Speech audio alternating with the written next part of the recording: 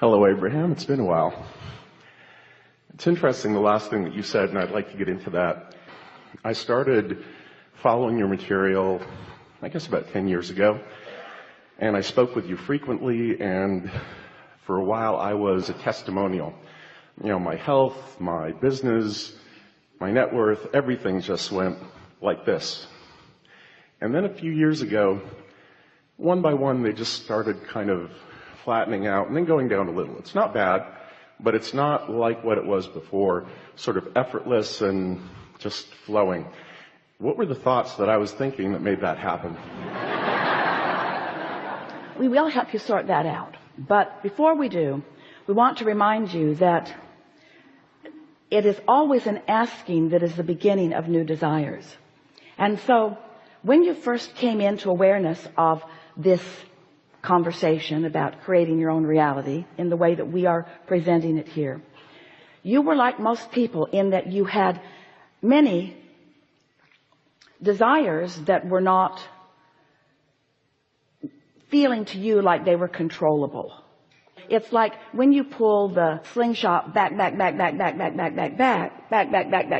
the further back you pull it, when you let go of it, the further your rock goes. And so with most of you, you had a lot of things bubbling in your vortex that had been bubbling there for a long time that you were not aware of. That's what we were just saying today. You were not aware of them. And once you began applying some of the softening of resistance techniques that we were offering, you became the realizer of more and more and more of them and the allower of more and more and more of them. But it is so helpful that life causes you to keep putting more and more and more things, material, basis for creation back into the vortex.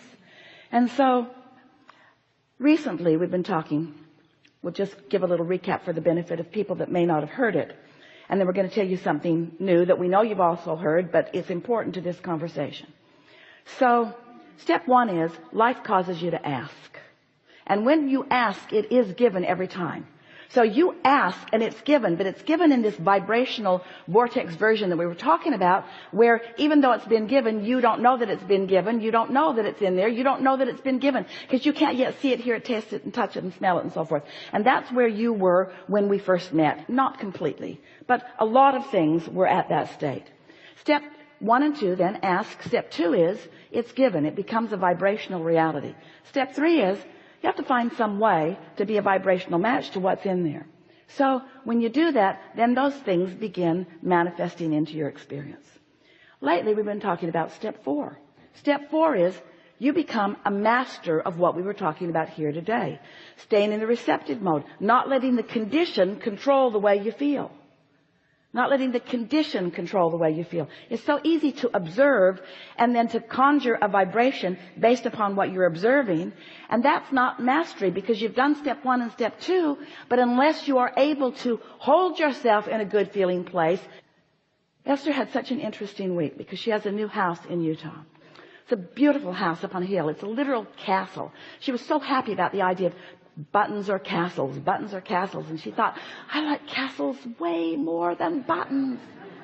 So this big old house, it's an old house. It's a beautiful house.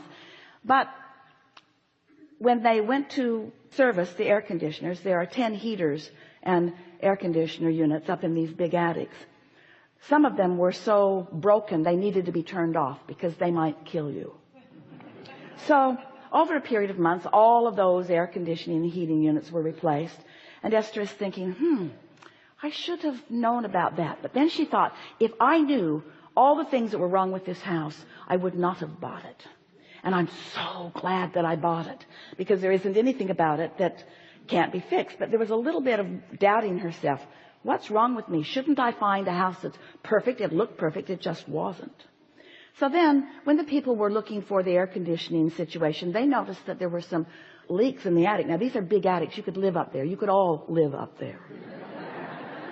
And so, when they get looking on this big, very peaked roof, the membrane between the outer tile and the wood roof is almost completely rotted away. So, it needs a new roof. A great, big, new roof. So they bring cranes in and they bring big trucks in and they break the driveway with the big cranes. And Esther began thinking and saying, one step forward, two steps backwards, one step forward, because it just seemed like she was never going to get to the end of all of that. But then things started going and Esther started relaxing and she acknowledged that it's an old house. And then she remembered something that Jerry told her every single day. We're just molding it into place. It's the process. So then Esther thinks about all the nice people she's getting to meet and how much fun she's having making decisions and how much more beautiful the new roof is because she got to choose a roof that looked the way she wanted it to look. The color was better for her. And so now she's almost ready to invite some of you to come and play with her in some special seminars in this wonderful, beautiful place that she really thinks you'll really like it when you get there. And then she got a call yesterday that the new roof is leaking. The new roof took months to put it up and cost is leaking. How can that be? I teach the science of deliberate creation. How can this be happening to me? So Esther says, well, we just have to do whatever we need to do. And so they begin looking and they find that not only is it leaking, there are big chimneys. There are 17 fireplaces in the house and they're big chimneys. She shouldn't have bought it. No, she didn't. And the chimneys are stucco on the outside, and apparently they're absorbing water, and it's not the roof, it's sort of around the base of those. And so they're going to figure it out, and another really nice company is coming to help her with some really fantastic new thing that they're going to spray all over the house in order to stop it from leaking. And so Esther is thinking, well, it's just thoughts turning to things, and everything's coming into place. And then she got a call from someone who is overlooking her place in Del Mar. And they said during the storm the other night, a big tree blew over. Didn't cause any damage. It was right where her van that she just bought was sitting. And then Esther thought, I was going to leave that van right there. And then all of a sudden one morning I woke up and I thought, I think I'll drive that van out to Texas and show it to the kids. So she got up the next morning. She had a few days. She got in the van. She drove it to Texas. And the next day, a big tree fell right where the van was parked. And Esther thought, well, maybe I am more in the receiving mode than I'm giving myself credit for. Maybe I should start looking for the things, the thousands of things that are going well, and not put any emphasis on the things that are maybe not. And maybe I should accept that I am the creator of my own reality. And maybe I should accept that when things don't go the way I want them, that it causes a stronger desire to go into that vortex, and it becomes the beginning of more that source and law of attraction are going to bubble into something. So there is more potential desire for me to receive. So that was our long way of saying to you that all of these things that are happening are causing you to put more into that vortex because you can't make magnificent things. We've never said this before. Thank you so much. Things can't come from nothing. They have to come from something. They come from vibrational basis.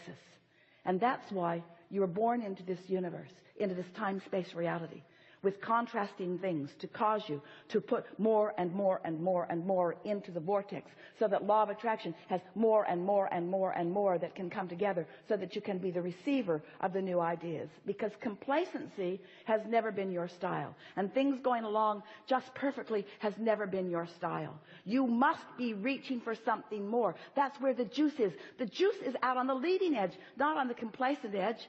The juice is out on the exaggerated, contrasting edge, not out of the, everything's perfect in my life edge. That's when there's no reason to mold anymore, you see. Want to talk about something specific?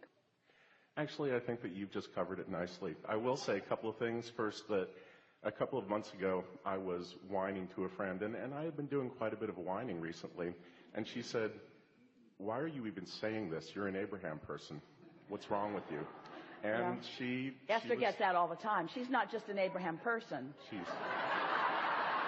But I will say that my friend was absolutely right, and that kind of shook me a little bit.